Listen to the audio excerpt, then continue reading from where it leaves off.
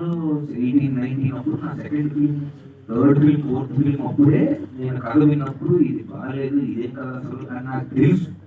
తెలిసినా అరే నీకేం తెలుసు, అవతల ఎవరు తెలుసా, నీకు చెప్పేది అసలు ఎవరు అని నాకు నేను చెప్పుకొని నో అని చెప్పాలనుకున్నా చెప్పలేక, లేదా నాకు తెలియదేమో అని అనుకో నన్ను నేను నా ఇంట్యూషన్ ఫస్ట్ కానీ ఇది వికెట్ అది తెలిసినా అరే నీకు అంత ఏజ్ లేదు, నీకు అంత సీన్ లేదు, నువ్వు చెప్పద్దు, అది సైలెంట్ గా చేసేయాలని చాలా చేశాను. I wish I knew that అది, బట్ ఇట్స్ ఓకే.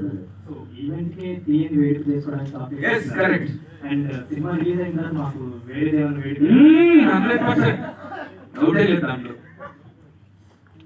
ఇదే పార్టీ పెట్టుకున్నాం, రేపు కాదు, రాత్రి వాళ్ళు కాదు, వాళ్ళు రాత్రి సక్సెస్ పార్టీ డెఫినెట్ గా మన శైలిలో పెట్టేస్తాం. అవును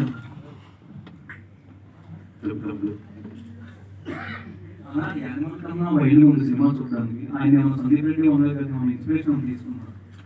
ఒకటి చెప్తా, చాలా మంది అడిగారు, చాలా పొలైట్గా చాలా సార్లు చెప్పారు, ఇది జరగక వస్తుంది. అయితే యానిమల్ ఎప్పుడు రిలీజ్ అయింది? Last year December. రామోలి కథ ఎప్పుడు రాశాను నేను? 2019 ఏప్రిల్. అంటే wild animal is inspired by రామోలి ఈజ్ నాట్ ఇన్స్పైర్డ్ బై. అసలు టైమింగ్ ఆయన పాపం లాస్ట్ ఇయర్ రిలీజ్ చేసే సినిమా అంటే ఒక సంవత్సరం ముందు మనకి ఇప్పుడు రాష్ట్రం ఉంటాడు కదా ఆయన. బట్ మాకు అసలు నాకు సంబంధం లేదు. ఈ 2019లో నేను ఎక్కడో కొండలోకి వెళ్ళి కథ రాసుకున్నాను. 2019 నేను కథ రాసుకొచ్చిన ఐ థింక్ 1 month ఏమో తనకి చెప్పాను.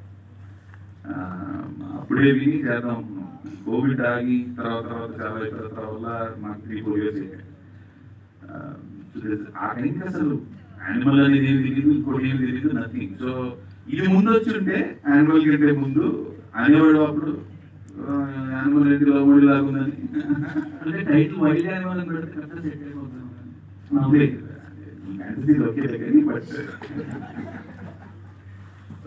అంటే తెలుగు సినిమాలో ఆబ్జర్వింగ్ అంటే మూవీగా చూపించారు బాగా, తెలుగు ఆడియన్స్ అంతవరకు బాగా ఇంట్రెస్ట్ చూపించడానికి వస్తా ఆ మూవీ చూడడానికి.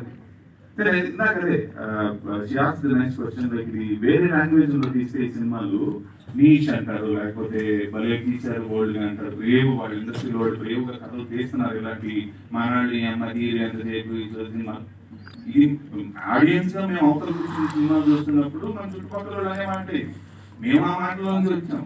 సో అవన్నీ యంగ్స్టర్స్ గా సినిమాలు చూస్తున్నప్పుడు why don't we do those films? ఉంది కదా స్కోప్, బాలీవుడ్ లో చేస్తున్నారు, తమిళ్ లో చేస్తున్నారు, మలయాళంలో చేస్తున్నారు, మనం కూడా చేయొచ్చు కదా అంటే మనం చేయరు ఇందులోంచి వచ్చా నేను కూడా వింటా మనం రాసుకున్నప్పుడు మరి మనమే వాగిన వాళ్ళం ఆడియన్స్ లో కూర్చొని.